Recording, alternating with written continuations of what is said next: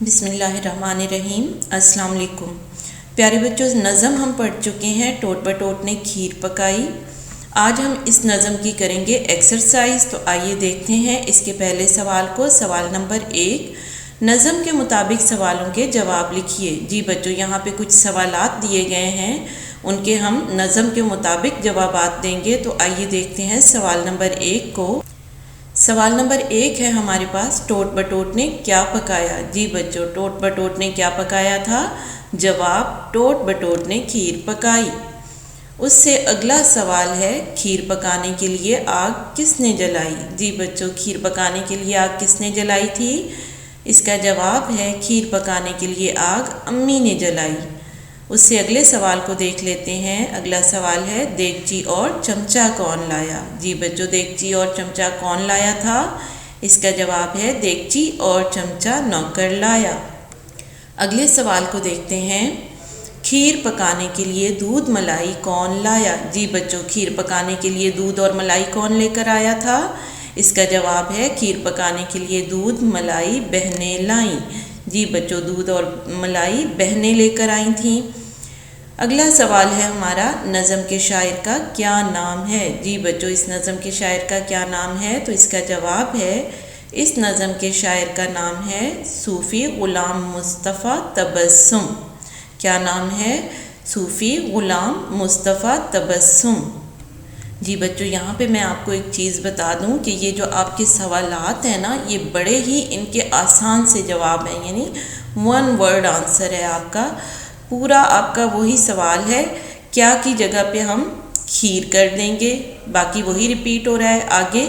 کھیر پکانے کے لیے آگ کس نے جلائی، کس کی جگہ پہ ہم کیا کریں گے، امی لکھ دیں گے، باقی سارا وہی ہوگا۔ دیگچی اور چمچہ کون لایا، اس میں ہم کون کو ہٹا کر نوکر لکھ دیں گے، تو سارا یہی ہے۔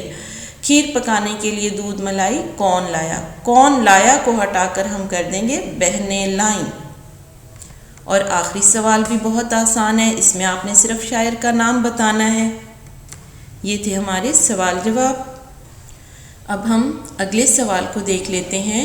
اگلا سوال، سوال نمبر 2 ہے ہمارے پاس، مناسب الفاظ کی مدد سے خالی جگہ پر کریں۔ جی بچوں، یہاں پہ کچھ خالی جگہ دی گئی ہیں، جنہیں ہم نے آگے دیے گئے الفاظ میں سے مناسب الفاظ چن کر پر کرنا ہے۔ پہلی خالی جگہ کو دیکھتے ہیں۔ الف، خالہ اس کی ڈیش لائی، خالہ اس کی لکڑی لائی۔ اس سے آگے ہے بے، ٹوٹ بٹوٹ نے ڈیش پکائی، ٹوٹ بٹوٹ نے کھیر پکائی۔ یہاں پہ خالی جگہ میں کیا آئے گا، کھیر۔ سب نے آ کر ڈیش مچائی، کیا مچائی، دھوم۔ خالی جگہ میں کون سا لفظ آئے گا، دھوم۔ کھیر کسی کے ڈیش نہ آئی، ڈیش نہ آئی، ہاتھ نہ آئی، تو یہاں خالی جگہ پہ کیا آئے گا، ہاتھ۔ آئیے تو اب دیکھ لیتے ہیں اس کے الفاظ جملوں کو۔ الفاظ جملے، پہلا لفظ ہے ہمارے پاس آگ۔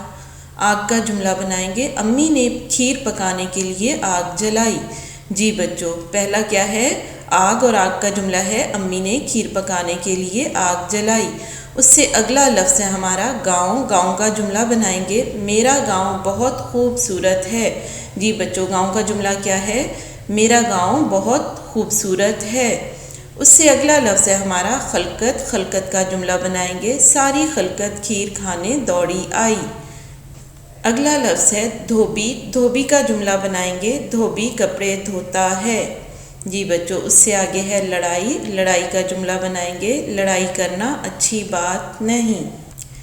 جی پیارے بچوں، یہ تھے ہمارے الفاظ جملے۔ آپ نے مشق کو اچھی طرح سے یاد کر لینا ہے۔ آج کا لیکچر ہمارا یہیں پہ ختم ہوتا ہے۔ اللہ حافظ۔